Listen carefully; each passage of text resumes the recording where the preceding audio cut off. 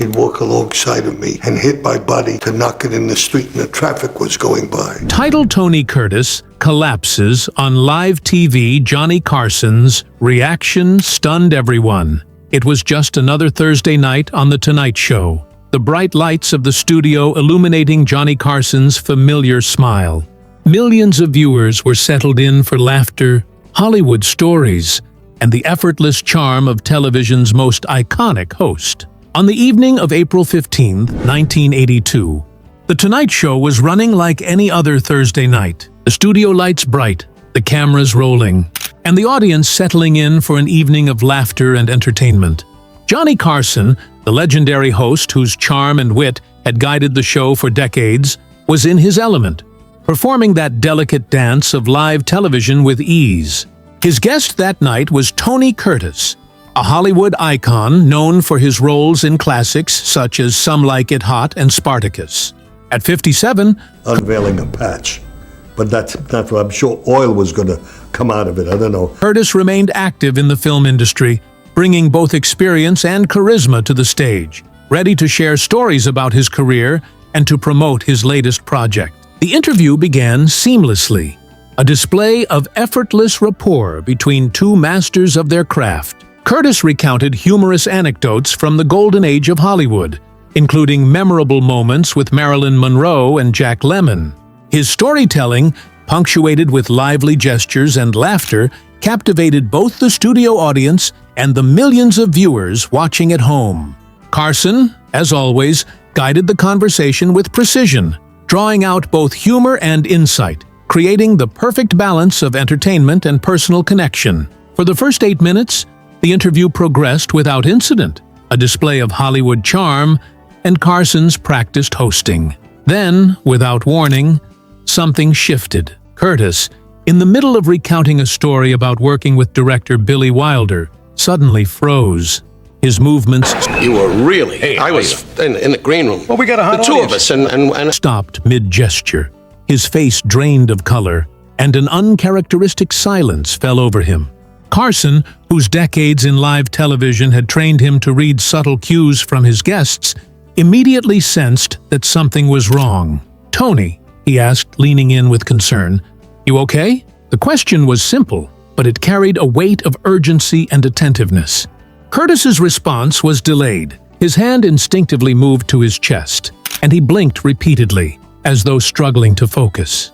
The audience, unsure whether this was part of the performance or a serious moment, watched in tentative silence. Curtis attempted to speak, but his words were faint and strained. Johnny, I don't feel..." I know the whole environment, and so therefore I thought it was a little hokey myself. Then, in a frightening instant, he slumped forward, his body limp, collapsing in his chair. The moment was terrifying, though it lasted only seconds, as Carson had to quickly comprehend the severity of the situation. In that critical instant, Carson faced a choice that would define the night. Most people confronted with such a sudden medical emergency might freeze in panic, unsure of what to do, or wait for trained professionals to arrive. But Johnny Carson, known for his calm demeanor on live television, reacted with the decisiveness that would later be credited with saving Curtis's life. He immediately stood and moved toward his friend, who was now slumped and unresponsive in the guest chair. His voice cut through the stunned silence of the studio. "We need a doctor," he called out firmly. funniest monologue I've ever heard. Heard you many, many years. Yeah. Tonight was the funniest, so enjoy it. Is there a doctor in the audience? Even as he spoke, he didn't wait for a response. He took action, carefully helping Curtis from the chair and laying him flat on the studio floor. The audience, now realizing the seriousness of the situation, remained motionless, the gravity of the moment sinking in. Johnny Carson's first priority was Curtis's immediate physical condition. Curtis's breathing was shallow but present, a sign that, while he was alive, he needed careful monitoring. Carson loosened Curtis's collar and tie to aid his breathing, demonstrating a level of practical medical knowledge that few would expect from a television host.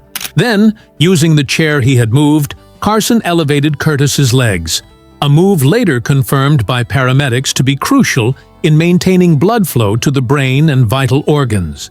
The steps he took were simple in execution, Was the first one at the studio, heard about it, jumped in his car.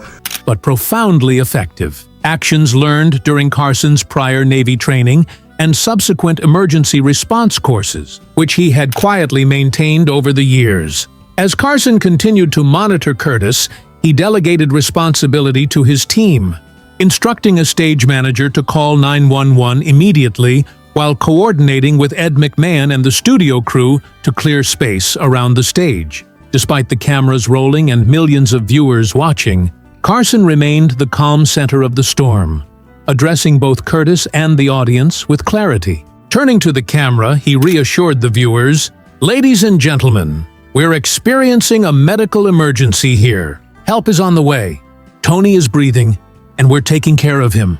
We're going to take a short break while we get him the assistance he needs." His tone was composed, authoritative, and devoid of They're knocking in the street and the traffic was going by. And he called me a fucking Jew. panic, modeling exactly how to maintain control in a crisis situation. Fred de Cordova, the show's director, cut to commercial, but the cameras continued recording, capturing a lesson in effective emergency response for posterity. Paramedics arrived within minutes, though the 3-minute wait felt interminable to those in the studio. Curtis was promptly transported to Cedars-Sinai Medical Center, where doctors diagnosed him with a mild heart attack. Medical professionals described the incident as a warning event, a serious signal that could have escalated rapidly without immediate intervention. Dr. Michael Richardson, the cardiologist who treated Curtis, later held a press conference, confirming the actor's stable condition and praising Carson's decisive actions. The intervention had been life-saving. The medical community noted Don Rickles is here tonight. He opens at Resorts in Atlantic City tomorrow night, Friday, January. that Carson's steps, elevating the legs, loosening restrictive clothing, and monitoring breathing while calling for professional help were textbook first aid. Executed under extreme pressure, the impact of that evening extended far beyond the immediate crisis. Within weeks, NBC reevaluated and enhanced its emergency medical protocols across all live productions. Other networks took notice, instituting on-site medical personnel for live broadcasts. Emergency response trainers began using footage of that night as an educational tool, demonstrating the effectiveness of rapid, informed action in high-stakes situations. Even the American Red Cross reached out to Carson to participate in public service announcements promoting first aid awareness, which he accepted, emphasizing the importance of everyone being prepared for emergencies, not just medical professionals. What it was, I thought it was a little out of the way, but that didn't make any difference. 3 weeks after the collapse, Tony Curtis returned to The Tonight Show, not to promote a film, but to publicly thank Carson. The audience, already aware of the story from widespread media coverage, erupted in applause as Curtis walked on stage. The two men embraced, a moment heavy with emotion, as they both recognized the gravity of what had occurred. Curtis spoke candidly about the fear and vulnerability he had experienced, recounting how frightening it was to wake up in a hospital after collapsing in front of millions of viewers. Carson, in turn, described the responsibility he felt, noting that his Navy training and emergency preparedness had guided his actions during those critical 90 seconds. Curtis emphasized that Carson's decisions went beyond basic first aid. They were informed, I like competition. I know you. Yeah. When you're on 26 years, I mean, where's the challenge? Gives you charge. deliberate, and executed with a calm authority that kept him alive. This episode also influenced Curtis's personal life in profound ways. Following his heart attack, he adopted a healthier lifestyle, quitting smoking, modifying his diet, and committing to regular exercise. He became a vocal advocate for heart health, using his experience to educate others about the importance of prevention and timely intervention. He credited Johnny Carson with giving him decades of additional life, allowing him to spend more time with his family, celebrate milestones, and enjoy life beyond the shadow of premature death. Curtis's later interviews and autobiography devoted significant attention to that night, highlighting the combination of skill, presence of mind, and human compassion that Carson demonstrated. Hit my body to knock it in the street and the traffic was going by. Johnny Carson, already celebrated for his legendary wit and hosting prowess, had shown a side of himself that transcended entertainment. His performance that night was not about making an audience laugh. It was about saving a life. Medical professionals continue to reference his actions as a case study in effective emergency response, illustrating how calm leadership, practical knowledge, and quick decision-making can make the difference between life and death. Carson's foresight in maintaining his first aid training quietly over the years, even after his Navy service, reflected a deep understanding of responsibility, not only to his guest but to everyone present and watching. It was a reminder that preparedness, even when uncomfortable or seemingly unnecessary, can become a crucial lifeline in unforeseen circumstances. In the years following Curtis's heart attack, the story remained a defining moment in Carson's career, often cited not just for the heroics of a quick-thinking host, but for the broader lessons it imparted about readiness and composure. The footage from that night became a staple in crisis management and first aid training, viewed by emergency responders, educators, and ordinary citizens alike as an example of how to handle medical emergencies effectively. Carson himself reflected on the incident with humility, noting that any trained individual could have performed the same actions, but that the real lesson lay in remaining calm, acting decisively, and understanding the principles behind emergency care. For Tony Curtis, the gratitude he felt toward Carson endured for the remainder of his life. He continued to share the story in interviews, speeches, and writings, often framing it as a moment of awakening, not just to the fragility of life, but to the profound value of preparedness, friendship, and human responsibility. Curtis lived another 28 years, passing away peacefully in 2010 at the age of 85, years that he explicitly credited to the rapid, composed, and knowledgeable intervention of his friend Johnny Carson. In those decades, he carried with him a deep sense of appreciation, not just for the life-saving actions, but for the example of calm courage under pressure, a trait that left a lasting impression on audiences and professionals alike. The legacy of that night continues to resonate. It serves as a reminder that heroes can appear in unexpected places, in a television studio, behind the cameras, in someone prepared to act when every second counts. While Johnny Carson entertained millions over the course of his 30-year career, the 90 seconds he spent saving Tony Curtis's life stand out as a testament to the power of preparedness, composure, and human kindness. It is a story that continues to inspire, reminding audiences and viewers that the skills and calm judgment we cultivate can, in moments of crisis, make the ultimate difference. The Tonight Show may have been a stage for laughter and stories, but on April 15, 1982, it became a stage for courage, competence, and life-saving action, immortalizing both Tony Curtis's survival and Johnny Carson's extraordinary presence of mind. Even after Curtis was safely in the ambulance and on his way to Cedars-Sinai Medical Center, the tension in the studio lingered. The audience, still processing the shock of seeing a Hollywood legend collapse in front of millions, remained hushed. Crew members quietly moved about, checking cameras and lines, but the energy in the room had shifted from excitement to concern. Carson, ever the consummate professional, continued to provide guidance to the staff, ensuring the area remained clear and that Curtis's personal items and belongings were brought to the hospital with him.